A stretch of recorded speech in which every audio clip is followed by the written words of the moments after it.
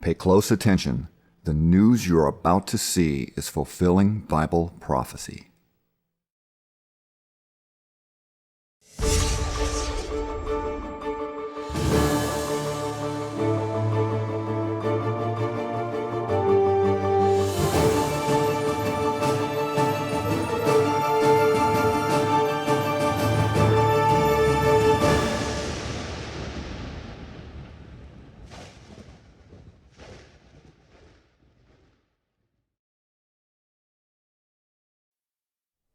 Welcome to another edition of YPN News, bringing you the news that relates to Bible prophecy and foretold by Yeshua Hawkins Katan. In tonight's news, we're going to talk about the latest with the Israel and Hamas war, including President Joe Biden's speech, which we're going to start off with, condemning President Putin and comparing him to Hamas, which has got some nations kind of outraged there at those statements. And also, we'll have a report on, is diplomacy actually dead? It seems like the United States is focusing more on their $100 billion weapons package than on trying to find a way to peace. Right. Well, the United States President Joe Biden, in a televised speech, brought forth a message to the world comparing Russia to Hamas. Now, the president said, quote, Hamas and Putin represent different threats, but they share this in common. They both want to completely annihilate a neighboring democracy, completely annihilate it. So what is the president's solution to stop them? Well, during his speech, he mentioned he would stop, or he would be proposing an unprecedented $100 billion to fund the twin wars. Well, his reasoning, he said, quote, history has taught us that when terrorists don't pay a price for their terror, when dictators don't pay a price for their aggression, they cause more chaos and death. They cause more aggression. Well, President Biden stated, quote, American leadership is what holds the world together. America is a beacon to the world still, end quote. Well, not everyone is in agreement with this. There is a growing anti-American sentiment which reaches beyond the Middle East. Brazil, for instance, is burning American flags in demonstrations. Wow. Now, because anger is growing for America's lack of empathy to the Palestinian people, the White House has issued a global travel alert which says, quote, due to increased tensions, the potential for terrorist attacks, demonstrations, or violent actions, the Department of State advises U.S. citizens overseas to exercise increased caution, end quote. And the U.S. president is urging everyone to pray for U.S. troops. Of course, we see the hatred between nations, and that is going to, that spills over to the inhabitants of those countries, even though they don't have anything to do with the war per se, but that hatred is going to spill out to these individual groups. Right. Well, numerous world leaders have flocked to Israel to show their support for Netanyahu's decision to retaliate against Hamas for their terrorist attack on October 7th. Now, even though there have been promises to protect the innocent Palestinian civilians caught in the crossfire of an all-out war, little has been done through the world's diplomats to find solutions. Now, in this video from First Post with Palki Sharma, she poses an important question: is diplomacy dead? Please take a look. As all this tragedy unfolds, we ask, what are world leaders doing? Since the October 7th attack, you've seen a flurry of activity, leaders making calls, flying all over the world, Western leaders going to Israel, one after the other. German Chancellor Olaf Scholz, UK Prime Minister Rishi Sunak, and of course US President Joe Biden, all of them went to Israel and met with Netanyahu. Next in line is the French president. Reports say Emmanuel Macron too plans to go to Israel. It's a diplomatic carnival, but what has it achieved? It's all well and good to show solidarity, but what about actual solutions? Biden returned to the US after a trip that had to be cut short. Initially, he was supposed to meet both Netanyahu and Arab leaders, Palestinian President Mahmoud Abbas, Egyptian President Abdel Fattah el-Sisi, and Jordan's King Abdullah II. But he couldn't. All of these meetings were called off. In the face of this tragedy that occurred tonight, and in order to protect our people, I have decided to cut short my visit and return to my homeland to be among my people in this great ordeal. I have also agreed with our brothers in Jordan and Egypt to cancel the scheduled summit in Amman today with US President Joe Biden. Numerous international decisions have been taken to protect our people, but they have not been implemented because America does not want to enforce them. Abbas was talking about the blast at the Al Ahli hospital in Gaza. That attack scuppered any chances of talks. No Arab leader would be caught dead talking to Biden after that. So the US president had to go home. And he made it worse by the clumsy statements that he made last night. Listen to this. Hamas and Putin represent different threats, but they share this in common. They both want to completely annihilate a neighboring democracy, completely annihilate it. Hamas' stated purpose for existing is the destruction of the state of Israel and the murder of Jewish people. Hamas does not represent the Palestinian people. Hamas uses Palestinian civilians as human shields, and innocent Palestinian families are suffering greatly because of them. Meanwhile, Putin denies Ukraine has or ever had real statehood. American leadership is what holds the world together. That's why tomorrow I'm going to send to Congress an urgent budget request to fund America's national security needs, to support our critical partners, including Israel and Ukraine. Biden compared what's happening in Israel to Russia and Ukraine. This was his way of asking for about $100 billion from the US Congress. $100 billion for security, he says. But let's look at what's actually going to happen. That colossal amount, if he gets it, is going to be spent on war machines. The US is going to keep villainizing Russia, refusing to work with Moscow even for common interests, like protecting the Palestinians. All this money is going to go into conflict, not peace, not diplomacy, but in weapons. So what has Biden's trip to Israel really achieved?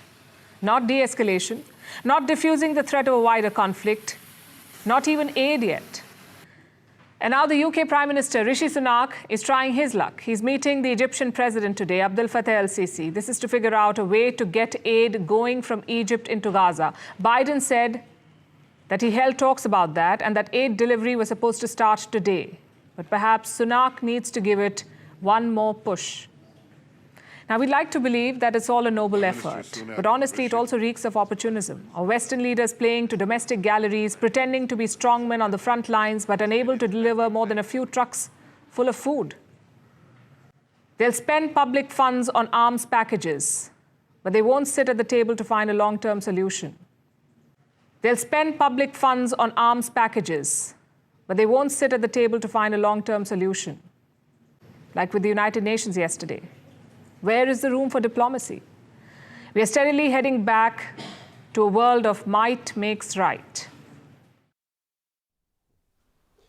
Yeah, I agree with her statement. You know, if they would look for ways to put that money, $100 billion is a lot of money, towards solutions of peace, educating people instead of, you know, a package to fund more of the war, they get a lot closer to peace than what they are right now. Right. Surely they can come up with something that would be beneficial, or at least seek the guidance to find something that would work instead of war. Yeah, well, if they were truly seeking for peace, looking for peace, that's what they would do.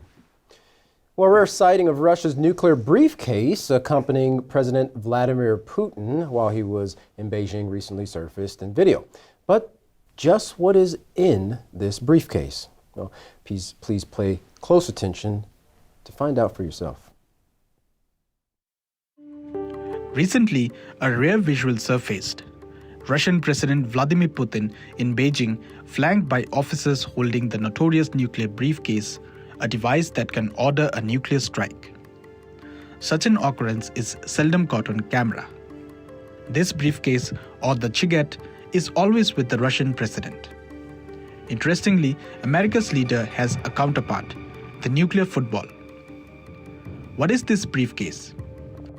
It's a secure communication tool linking the president to top military officials and to rocket forces via the secretive Kazbek network. Other Russian figures, like their defense minister, also possess one. Inside the briefcase are several buttons, including a white launch button and a red cancel one. This sighting comes at a tense time. On 17th October, Russia's parliament began retracting its approval of the Comprehensive Nuclear Test Ban Treaty. Post-Soviet, Russia hasn't conducted a nuclear test, but any such move by major powers could herald a nuclear arms race. Recall the Cold War's nuclear tests, symbolizing the dangerous brinkmanship that threatened humanity and Earth's future. And with current Moscow-Washington tensions echoing the 1962 Cuban Missile Crisis and China growing its nuclear arsenal, global stability is on thin ice. Putin maintains that Russia will only use nuclear weapons defensively.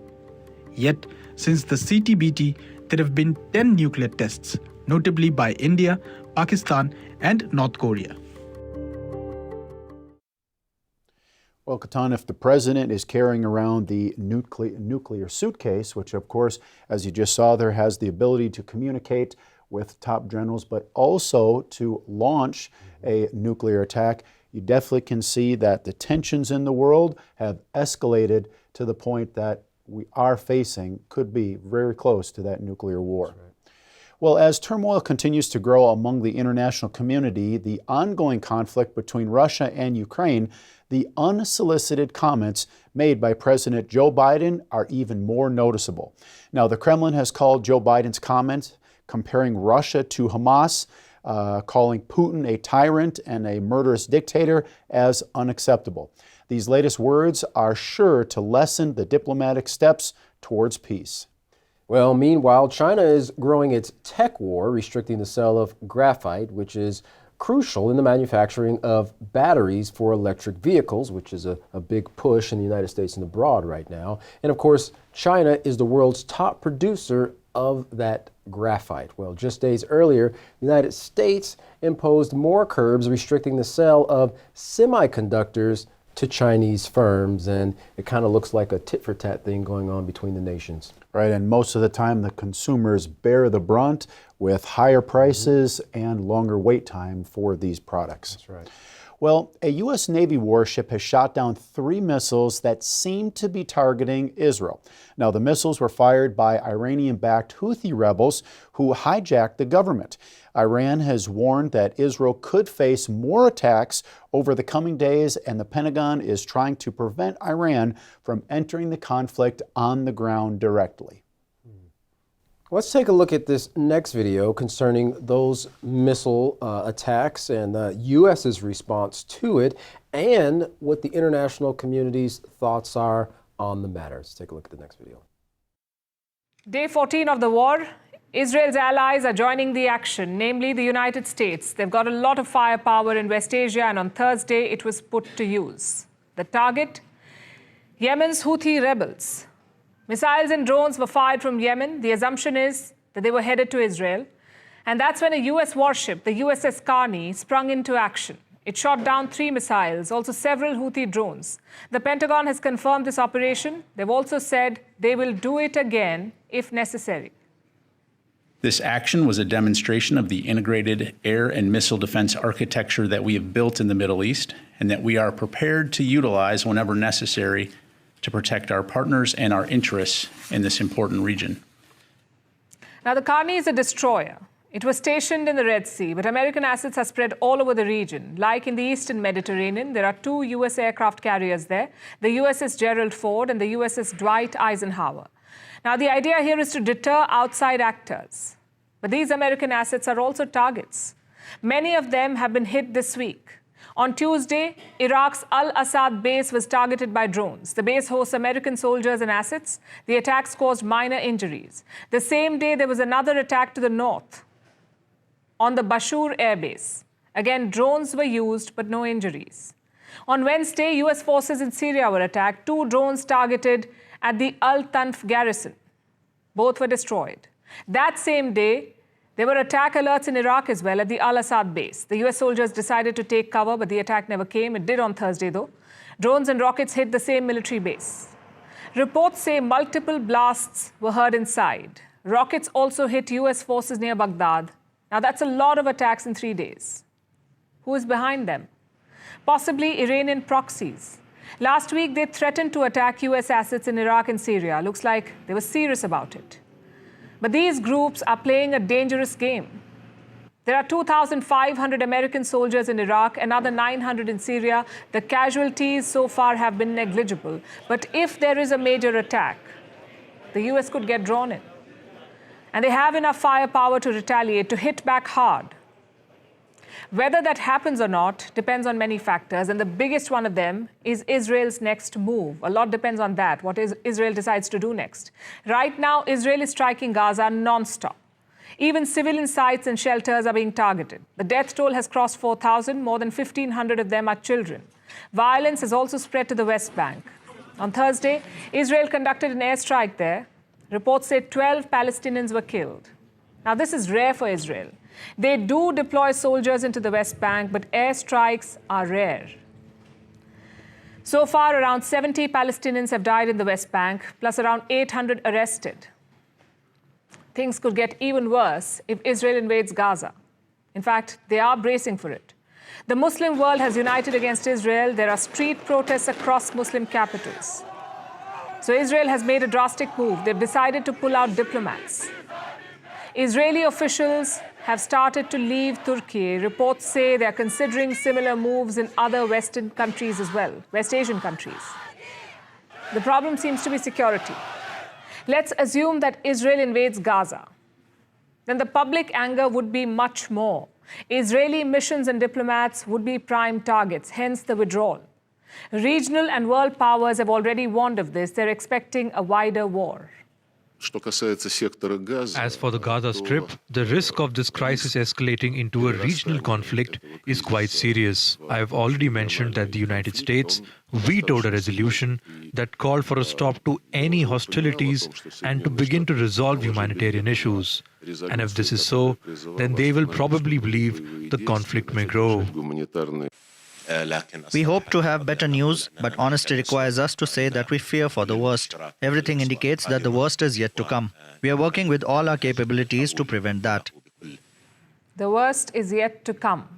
For once, that's not fear-mongering. It's a fairly honest assessment. Take a look at these pictures. The Israeli army released them. They show airstrikes across the Israel-Lebanon border. That's the northern front. Things have been heating up there in the last few days, especially after the Gaza hospital attack. On Wednesday, Hezbollah struck targets on the Israeli side. Smoke was seen rising from the border hills.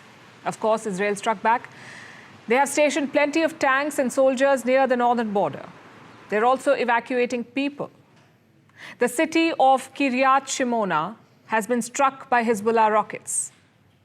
So it's 20,000 residents have now been asked to leave. There is a no-go zone near the border. It's around 2 kilometers wide. So Israel is bracing for an escalation in the north, a possible attack by the Iran-backed Hezbollah. However, their main focus is down south, that is the Gaza Strip. Both Prime Minister Benjamin Netanyahu and his defense minister visited the front lines. They interacted with IDF soldiers, and both men had the same indirect message: get ready for the ground invasion. אני פה עם הלוחמים של גולני, הם באים מכל חלקי הארץ, הם לחמו כמו אריות, אם ילחמו כמו אריות, אתם מוכנים להמשך? כן! אנחנו הולכים לנצח בכל העוצמה, אתם מוכנים? כן! כל עם ישראל עומד מאחוריכם, ואנחנו ניתן את המכה הקשה לאויבים שלנו, כדי שנשיג ניצחון, לניצחון. מוכנים? כן!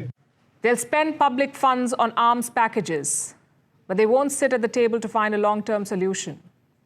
They'll spend public funds on arms packages, but they won't sit at the table to find a long-term solution. Well, you can definitely see the concern from many of the leaders of the international community with the growing tensions there in Israel, and if they actually take this war on the ground into Gaza, how that can become a bigger problem, not only just in Israel, but abroad as well. Right, the regional, a much broader conflict, a regional conflict instead of just an isolated area is now what these leaders are saying this is going to escalate into. That's right. Well, if you want to find out more about these stories, contact the House of Yahweh. When you do, don't forget to request your free copy of the monthly newsletter and the Prophetic Word magazine. Here's how. To contact the House of Yahweh, you can write them at the House of Yahweh, P.O. Box 2498, Abilene, Texas 79604. You can call them at 1-800-613-9494. Visit them by going to any of their websites at yahweh.com, YisraelHawkins.com, and Yahweh'sBranch.com. You can visit our website by going to YPNnews.com. You can also email the House of Yahweh at info@yahweh.com. For all calls outside the United States, please dial the number on your screen. And don't forget the Yisrael Says and Ask Yisrael programs. You can find those by going to YisraelSays.com and AskYisrael.com.